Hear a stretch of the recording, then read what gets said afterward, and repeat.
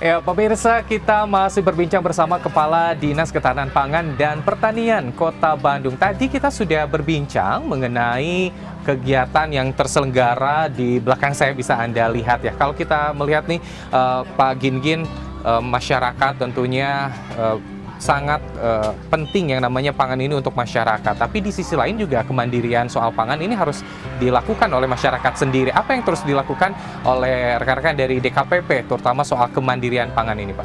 Iya, ini menjadi penting bagi sebuah daerah bagaimana mampu untuk membangun kemandirian.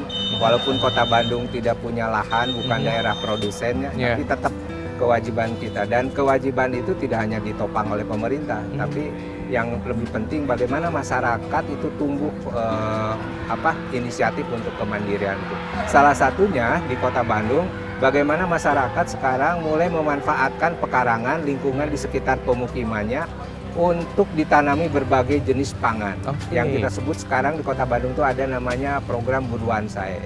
Sehingga akses terhadap pangan itu mudah. Pemenuhan kebutuhan keluarga itu bisa diambil langsung dari pekarangan atau di sekitarnya. Tentunya ini kan juga lebih efisien, pemenuhannya lebih cepat, yang pasti juga lebih sehat. Ini juga yang penting, dan ini kita coba kembangkan terus, masyarakat, instansi, semua pihak tadi untuk bisa memanfaatkan pekarangan, lingkungan di sekitarnya, lahan yang tidak produktif untuk ditanami. Oke, jadi kalau yang punya lahan di depan rumah ataupun juga di belakang rumah, pekarangan itu bisa ditanami berbagai macam jenis komoditi. Seperti apa nih Pak contohnya? Ya, kalau di Buruan Saya itu kita kenal ada 8 komponen. Jadi tidak hanya sayuran yang kita tanam, tapi di dalamnya juga ada tanaman obat. Karena kita makan itu penting beraneka ragam. Ada buah-buahan, bahkan ada ikan dalam ember budik damai. Ada ayam, kemudian ini nih yang sangat sinergi dengan kondisi sekarang.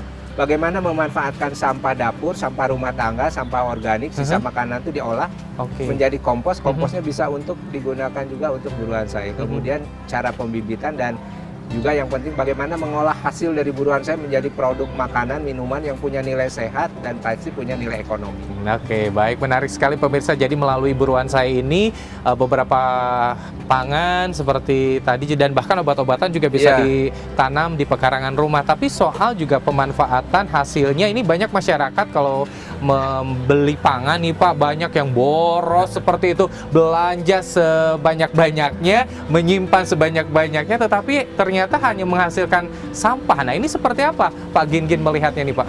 Ya, ini bagus sekali nih. Jadi apalagi saat ini kita sedang peringatan Hari Pangan Dunia, bagaimana kita menyadarkan kembali akan ada di sementara di pihak kita, di satu sisi tadi kita kekurangan, tapi di satu sisi masih ada masyarakat yang menyisakan makan, boros terhadap makan, bahkan ada berlebih begitu. Nah, ini yang kita coba kampanyekan, edukasi bagaimana supaya masyarakat tidak boros makan, kemudian makan habiskan begitu. Betul. Istilah kalau kita tuh makan benar, benar B2SA, beragam, bergizi, seimbang dan aman. Jadi harus maksimal makan, habiskan, dan tidak menyisakan makanan, karena ini juga sayang. Dan secara data itu hampir sepertiga makanan di kita tuh tersisa, dan itu terbuang percuma, Kang Irfan. Jadi itu juga yang kita terus dorong, bagaimana masyarakat termasuk hemat atau bijak dalam hal belanja. Jadi tidak perlu harus menimbun, menyimpan gitu. Apalagi di Bandung itu tersedia lah, aman, tidak perlu harus khawatir kekurangan begitu. Makan secukupnya dan tentunya bijak tadi. Oke, jangan panik buying ya Pak ya, seperti itu, karena pangan di Kota Bandung tersedia cukup seperti itu. Karena kalau dampaknya cukup besar ya Pak, ketika banyak sampah pangan ataupun juga bekas makanan, seperti apa Pak melihat seperti saat ini? Iya.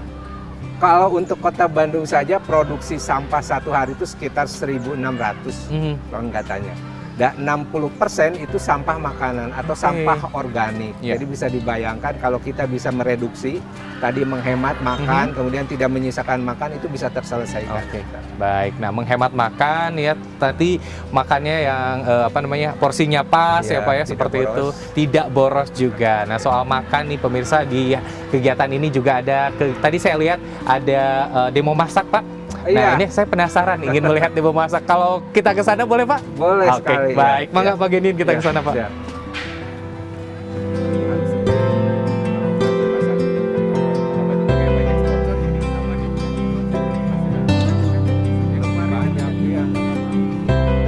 Ya pemirsa, dalam kegiatan kali ini juga saya masih bersama Kepala Dinas Ketahanan Pangan dan Pertanian Kota Bandung, Bapak Gingin Ginanjar. Pak Gingin, ini di belakang saya ibu-ibu cukup antusias. Ya. Nah ini apa yang sedang dilakukan ibu-ibu nih Pak dalam kegiatan ini? Ya, tadi selain kita sekarang gelar pangan murah menyajikan atau berjualan berbagai jenis pangan, kita ada satu event juga. Kita punya namanya Dapur B2SA. Dapur B2SA, apa itu Pak? B2SA ini singkatan, kalau dulu kita mengenal makanan itu 4 sehat 5 sempurna, sekarang tuh B2SA. Oke. Jadi kepanjangan dari beragam, bergizi, seimbang, dan aman.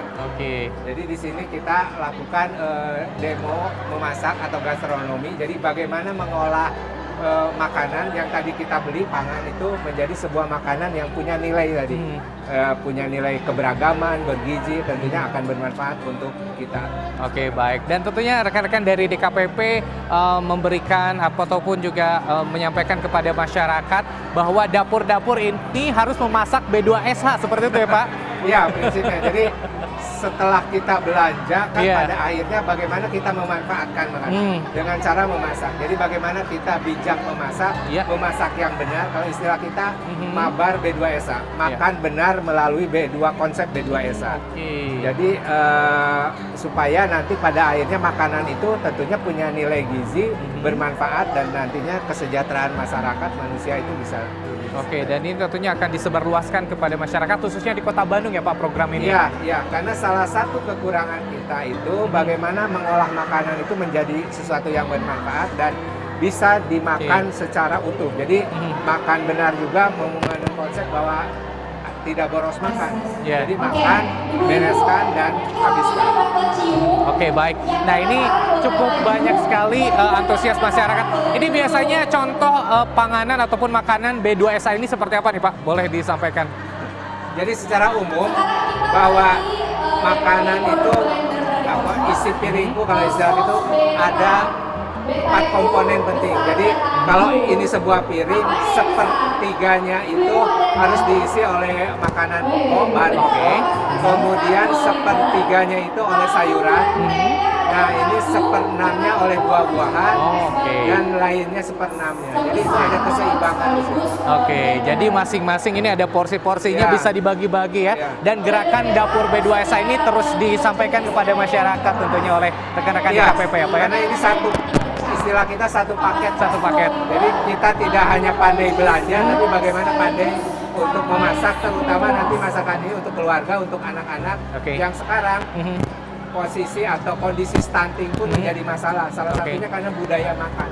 Oke, baik.